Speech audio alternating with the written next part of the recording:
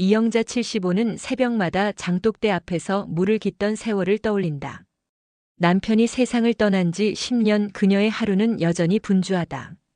마당 화단을 정리하고 장독에 소금물을 붓고 저녁이면 복지관 노래교실에 다녀온다. 이 모든 일상은 오롯이 자신을 지키기 위한 의식처럼 반복된다. 그런 어느 날 아들 민호 46가 집으로 들이닥쳤다. 얼굴은 잔뜩 굳어있고 목소리는 날카로웠다. 엄마, 우리 이번에 아파트 계약하려고 하는데 전세 대출 한도가 모자라. 집값도 계속 오르고 이대로면 못 사. 엄마가 조금만 보태줘. 영자는 잠시 멍해졌다. 그녀의 마음속에 오래된 통장 장부가 떠올랐다. 평생 허리띠 졸라매 모은 돈, 손주들 학자금까지 계산해 놓은 그 돈이었다. 민호야, 엄마도 노후 준비해야지. 이 집 말고 가진 게 없잖아. 그러자 민호의 목소리가 더 커졌다. 나 지금 집 못 사면 기회 없어. 엄마가 평생 번 돈 좀 쓰면 어디 덧나? 그 말은 날선 칼처럼 영자의 가슴을 베었다. 그녀는 힘겹게 웃었다. 덧나는 게 아니라 내가 살 길이 막히는 거지.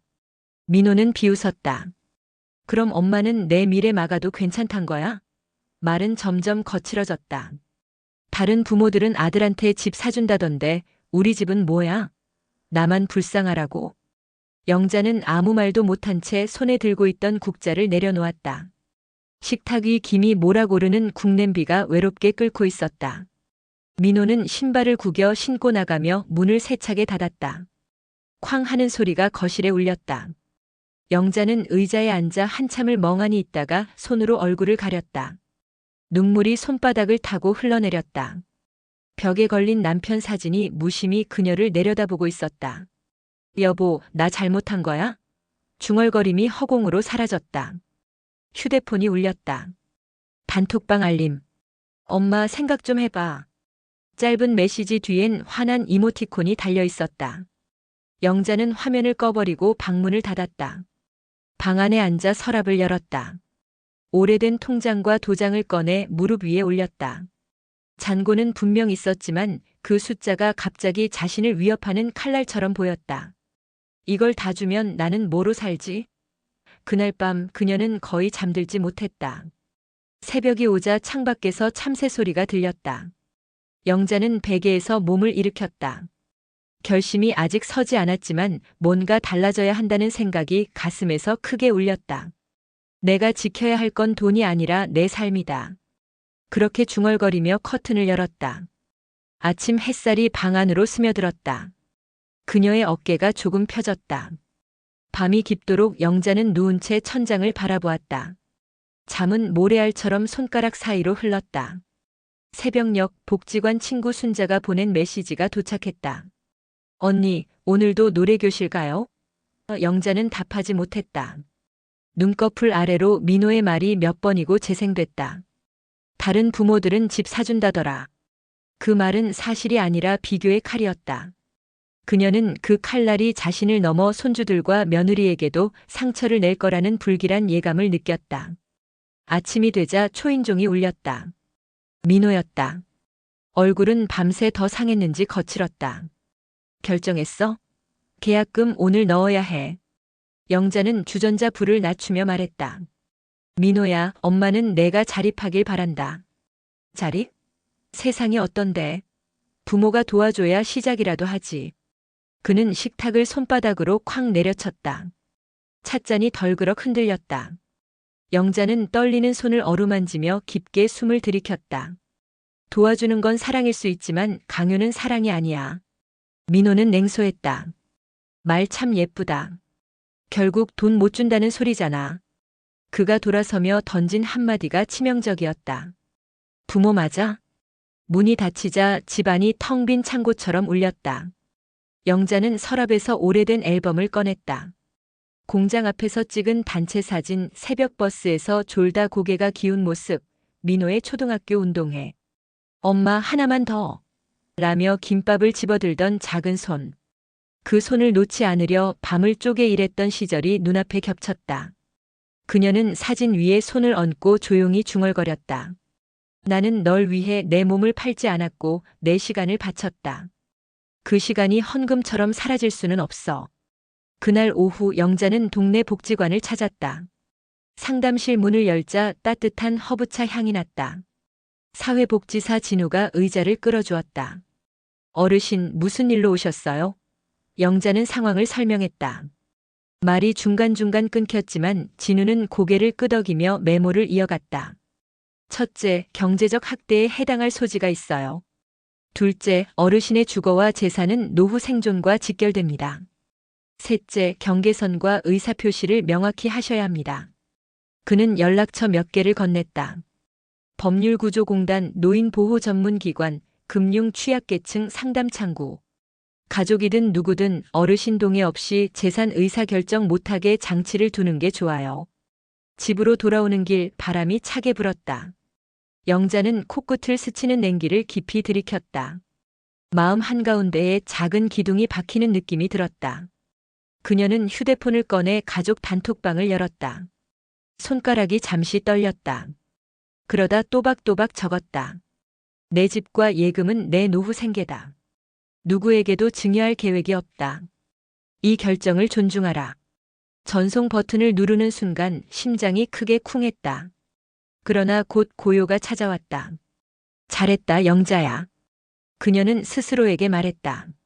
저녁 며느리 혜진에게 전화가 왔다. 조심스러운 톤이었다. 어머니, 민호가 좀 예민해요. 제가 달래볼게요. 영자는 부드럽게 답했다. 혜진아, 힘들지? 내 마음부터 다치지 않게 조심해. 전화를 끊고 난 뒤 그녀는 도장을 서랍 깊숙이 옮기고 통장 비밀번호를 바꿨다. 현관문 도어락도 새로 설정했다. 작은 변화들이 집안에 층층이 쌓였다. 밖은 어둠이 내려앉았지만 부엌 등불은 오래도록 따뜻했다. 영자는 국을 데워 그릇에 담았다. 김이 피어오르는 그릇을 마주보며 그녀는 속으로 다짐했다. 내일은 내가 먼저 은행에 간다. 내 이름으로 내 삶을 보호한다. 그러자 식탁 위 그릇 가장자리가 미세하게 빛났다. 마치 그 결심을 조용히 축복하는 듯이 그녀는 메모장을 펼쳐 내일 할 일을 적었다. 은행 창구 방문 자동이체 점검. 법률구조공단 문의 도장 보관 위치 변경 복지관 상담 재방문. 적고 또 읽자 숨이 고르게 내려앉았다. 창밖에서 바람종이 울렸다. 영자는 불을 끄고 이불을 당겼다. 괜찮아, 난 버텨왔고 또 버틴다. 잠을 청하며 손을 가슴 위에 포개자 심장이 차분히 답했다. 먼 데서 개 짖는 소리가 2번 났다. 불안이 스쳤지만 문을 굳게 닫고 호흡을 샜다. 천천히 10가지. 다시 한번. 다음 날 아침 영자는 이른 시각 은행으로 향했다. 번호표를 뽑고 앉아있자니 손끝이 차가웠다. 창구 직원이 미소 지었다. 어르신, 어떤 도움 드릴까요? 영자는 목을 가다듬었다.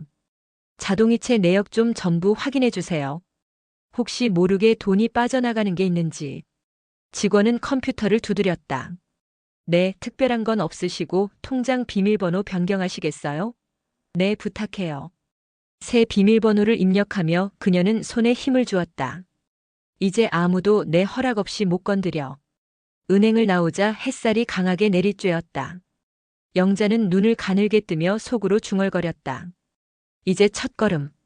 점심 무렵 민호에게서 전화가 왔다. 엄마, 문자 봤어. 농담이지? 영자는 단호히 말했다. 농담 아니야. 내 집은 내 노후야. 민호는 화를 냈다. 그럼 나보고 계속 전세 살라는 거야? 부모가 그렇게 야박해도 돼? 영자는 목소리를 낮췄다. 야박한 게 아니라 내가 살아야 하니까. 그 말에 민호는 욕설을 내뱉고 전화를 끊었다. 수화기 너머의 소리가 쾅 하고 귀에 울렸다. 영자는 한숨을 길게 쉬었다. 방으로 들어가 앨범을 다시 꺼냈다. 예전 민호가 대학 합격하던 날 기뻐서 시장 통닭을 사오던 자신의 웃는 얼굴이 보였다. 내가 그때 얼마나 행복했는지 너는 알까? 사진을 덮고 무릎 위에 2 손을 올렸다. 마음이 무겁지만 더 이상 물러설 곳은 없었다. 오후에는 복지관 상담실로 향했다. 진우가 반갑게 맞았다. 어르신, 잘 오셨어요. 준비하신 자료 있나요? 영자는 통장 내역, 가족 단톡방 메시지 캡처를 꺼냈다. 진우는 천천히 읽더니 고개를 끄덕였다. 이건 경제적 압박에 해당할 가능성이 큽니다. 기록을 계속 남기세요. 날짜, 시간, 통화 내용까지 다. 그는 빈 노트를 건네며 첫 페이지에 가족 대화 일지라 적었다. 영자는 펜을 쥐고 오늘 있었던 일들을 적었다. 은행 비밀번호 변경, 민호 전화 욕설. 글자를 하나하나 쓰자 마음이 가라앉았다. 기록은 무기예요. 진우의 말에 영자는 힘주어 고개를 끄덕였다. 저녁에 집에 돌아오자 현관 앞에 민호가 서 있었다. 얼굴은 화가 잔뜩 나 있었다. 엄마 진짜 이럴 거야? 나 오늘 계약 파기됐어. 그는 신발도 벗지 않고 거실로 들어와 큰 소리 쳤다. 내 인생 망했어. 엄마 책임이야. 영자는 떨리는 손으로 도장을 움켜쥐었다. 민호야, 내 인생은 내 거야. 엄마는 너 책임 못 져. 그 순간 민호가 손으로 테이블을 치자 컵이 떨어져 깨졌다. 유리 조각이 사방에 흩어졌다. 영자는 자리에서 벌떡 일어나 외쳤다. 그만해. 그 소리에 민호도 놀랐다. 숨이 거칠게 오르내렸다. 엄마 그러나 영자는 등을 돌렸다. 오늘은 나가. 그리고 다음에 올 때는 사과부터 해.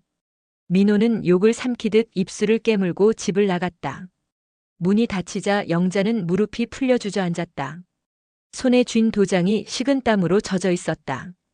그녀는 바닥에 앉아 조각난 컵을 바라보았다. 그 순간 결심이 더 단단해졌다. 이제는 내가 먼저 움직일 때야.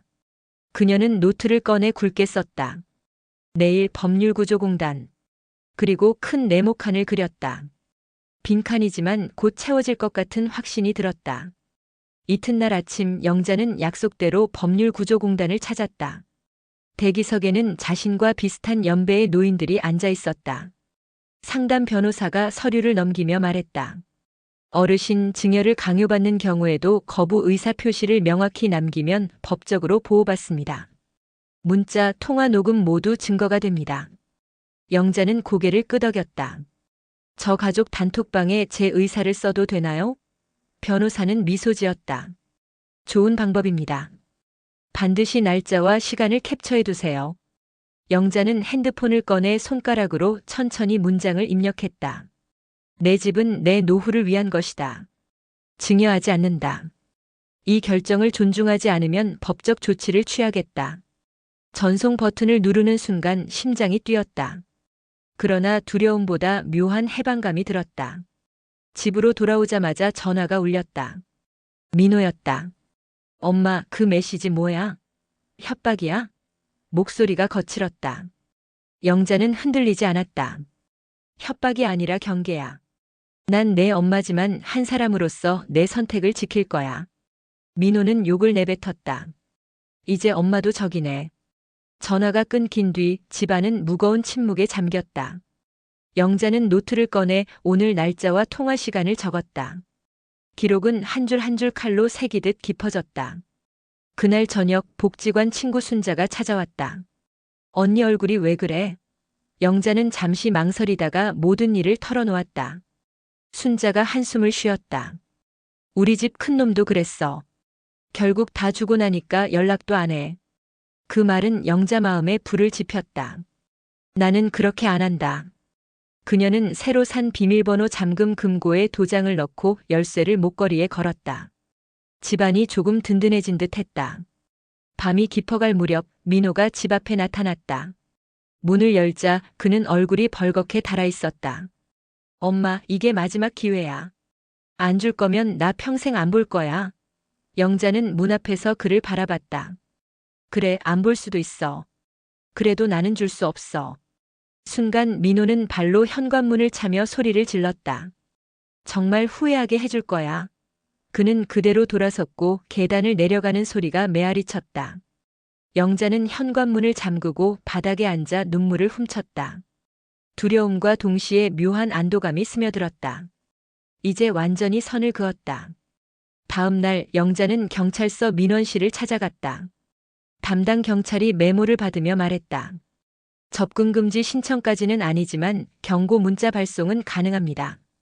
필요하시면 추가 조치도 하실 수 있어요. 영자는 서류에 사인했다. 돌아오는 길 마음 한쪽이 시원했다. 집에 도착해 노트를 펼쳤다. 경찰 경고 신청 완료. 그 옆에 굵게 체크 표시를 했다. 그날 밤 그녀는 거울 앞에 서서 자신에게 말했다. 잘했어.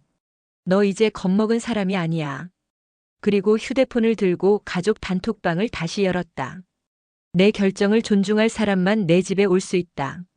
전송하고 화면을 끄자 가슴이 잔잔했다. 창밖에서 바람이 불어와 커튼이 흔들렸다. 영자는 잠시 웃었다. 세상과 집 그리고 자신 사이에 벽이 아닌 문을 세운 기분이었다. 그 문은 이제 그녀의 손으로만 열릴 것이다. 경찰 경고가 발송된 지 사흘째 되던 날 민호가 다시 나타났다. 이번엔 술 냄새가 났다. 현관문을 두드리며 소리쳤다. 엄마, 나와봐. 영자는 경찰에게 연락해 두었기에 문을 열지 않았다. 민호야, 돌아가. 우리 둘 다 진정하자. 그러나 그는 현관문을 세차게 발로 찼다. 내가 이렇게까지 굴어야 속이 시원해? 소란을 들은 이웃이 경찰에 신고했고 순찰차가 도착했다. 경찰관은 민호를 제지하며 말했다. 이런 식으로 찾아오면 경고를 넘어 처벌이 됩니다. 민호는 씩씩대며 쫓기듯 떠났다. 집안은 여전히 긴장감으로 가득했다. 영자는 무릎이 풀려 거실 바닥에 앉았다. 내 아들을 신고하다니. 마음 한구석이 무너졌지만 한편으로는 스스로를 지킨 안도감도 있었다. 그날 밤 영자는 통화 기록과 사건 내용을 일지에 적었다. 한 줄 한 줄 쓰며 눈물이 맺혔다. 하지만 펜을 멈추지 않았다. 기록은 이제 두려움이 아니라 방패였다. 다음 날 복지관에 가서 진우에게 상황을 알렸다. 잘하셨어요. 어르신께서 먼저 지키셨잖아요. 그 말에 영자는 어깨를 조금 펴고 웃었다. 오후에는 집안 대청소를 했다. 오래된 장롱을 열자 낡은 적금 통장이 나왔다. 유효기간이 끝났지만 그 속에 적어둔 다짐이 눈에 들어왔다. 민호 대학 졸업할 때까지 힘내기. 그때의 자신이 떠올라 한참을 울었다. 그 다짐은 이미 지켰어. 이제는 내 삶을 위한 다짐을 써야지. 저녁 무렵 혜진이 아이들을 데리고 찾아왔다. 어머니, 민호가 후회하고 있어요. 잠시만 봐주세요. 영자는 아이들에게 과일을 깎아주며 말했다. 너희 아빠가 잘못한 건 잘못한 거야. 하지만 할머니는 여전히 사랑해. 아이들이 안심한 듯 웃자 마음이 조금 놓였다. 혜진은 고개를 숙였다. 저도 남편 말릴게요. 더는 이런 일 없게 할게요. 영자는 그녀의 손을 잡았다. 혜진아, 너도 힘들겠지만 이제부터는 내가 민호의 울타리가 되어야 해. 나는 내 울타리를 지켰으니. 혜진은 눈물이 맺힌 눈으로 고개를 끄덕였다. 그날 밤 영자는 다시 노트에 적었다. 오늘 아이들 웃었다. 아직 가족의 끈은 남아있다. 그 문장을 읽으며 마음이 조금 따뜻해졌다. 내일은 새로운 전략을 세워야 한다. 방어에서 공격으로, 두려움에서 주도권으로. 며칠 뒤 영자는 법원에 상담을 신청했다. 민호의 무단 출입과 협박성 발언 기록, 경찰 출동 보고서, 단톡방 메시지를 모두 제출했다. 담당 판사는 서류를 훑어보고 말했다. 접근 금지 명령을 내리겠습니다. 효력은 3개월 갱신 가능합니다. 영자는 떨리는 손으로 도장을 찍었다. 집으로 돌아오는 길 마음속에서 묘한 평온이 찾아왔다. 이제 최소한의 방어선은 생겼다. 현관문을 열며 작은 기도처럼 중얼거렸다. 고마워, 나를 지켜줘서. 그날 저녁 민호에게서 전화가 왔다. 엄마, 법원까지 가? 나 이렇게까지 밉냐? 영자는 담담히 말했다. 미워서가 아니야. 나도 살아야 해서. 민호는 한동안 말이 없더니 낮게 중얼거렸다. 엄마가 이렇게 단호할 줄 몰랐어. 전화를 끊고 영자는 거실 한가운데 앉았다. 방금 전까지 두근거리던 심장이 이제는 천천히 박동했다. 서랍에서 편지지를 꺼내 아들 민호에게라고 썼다. 편지엔 이렇게 적혔다. 아들아, 나는 내 어머니이기 전에 한 사람이다. 내 삶을 다 내어주는 것만이 사랑은 아니다. 내가 스스로 서야 진짜 어른이 된다. 편지를 봉투에 넣어 현관에 두었다. 다음 날 혜진이 편지를 전해주었다. 저녁 무렵 민호에게서 답장이 왔다. 엄마, 나도 생각해 볼게. 짧은 문장이었지만 영자는 웃었다. 한 달 뒤 복지관에서 열린 재판 연계 교육에 참석했다. 강사가 말했다. 경계선을 지키는 건 관계를 끝내기 위함이 아니라 건강하게 만들기 위함입니다. 그 말이 가슴 깊이 스며들었다. 집으로 돌아오자마자 그녀는 거울 앞에 섰다. 그래, 나는 내 관계를 지키는 거다. 노트에 오늘 배운 문장을 적었다. 경계선은 사랑의 또 다른 이름. 글씨가 단단하게 보였다. 불안보다 책임감이 커졌다. 이제 남은 건 관계의 새로운 규칙을 세우는 일뿐이다. 3달 뒤 민호는 조심스레 집을 찾아왔다. 접근 금지 명령이 끝나는 날이었다. 현관 앞에서 그는 고개를 숙였다. 엄마, 나왔어. 오늘은 소리 안 지를게.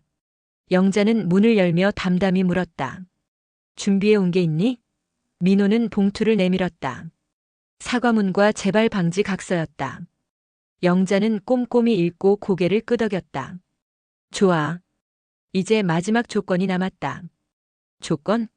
복지관 봉사 100시간. 직접 노인들 밥도 푸고 설거지도 하고.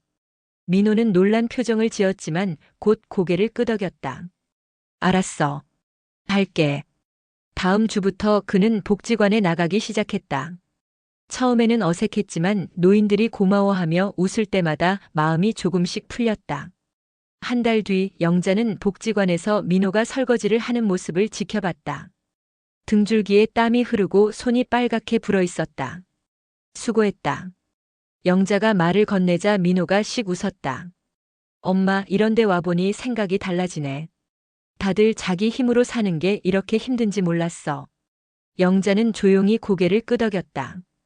이제 내가 알아야 할 걸 알았구나. 그날 밤 가족 단톡방에 사진 한 장이 올라왔다. 민호가 어르신들에게 배식하는 모습이었다. 혜진이 댓글을 달았다. 우리 아빠 멋지다. 영자는 핸드폰을 꼭 쥐었다. 그래, 우리 아들 이제 바뀌고 있다. 그날 밤 그녀는 처음으로 깊은 잠을 잤다. 여름이 끝나갈 무렵 민호는 다시 집을 찾아왔다. 이번에는 두 손 가득 반찬을 들고 있었다. 엄마, 오늘은 내가 밥할게. 부엌에서 된장찌개 냄새가 퍼졌다. 식탁에 마주 앉자 그는 진지하게 말했다. 엄마, 이제야 알겠어. 내가 원한 건 돈이 아니라 엄마 마음이었어.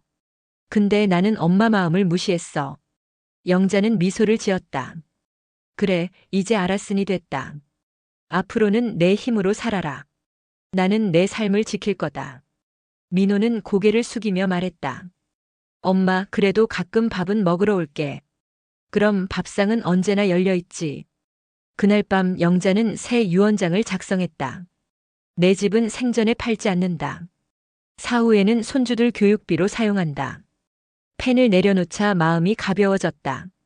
다음 날 복지관에서 작은 파티가 열렸다. 민호는 봉사 100시간을 모두 채우고 감사장을 받았다. 어르신들이 박수를 치자 그는 쑥스럽게 웃었다. 영자가 그 모습을 보고 말했다. 이제 내가 진짜 어른이 됐다. 집으로 돌아오는 길 둘은 나란히 걸었다. 민호가 말했다. 엄마, 오늘따라 하늘이 밝다. 영자는 하늘을 올려다봤다. 구름이 천천히 흘렀다. 우리 집도 이제 밝아질 거다. 마지막 장면, 식탁 위에 세 사람이 둘러앉아 웃는다. 카메라는 천천히 멀어지며 부엌 창문 너머로 따뜻한 햇살을 비춘다. 화면 자막, 사랑은 돈이 아니라 서로의 삶을 지키는 선택이다.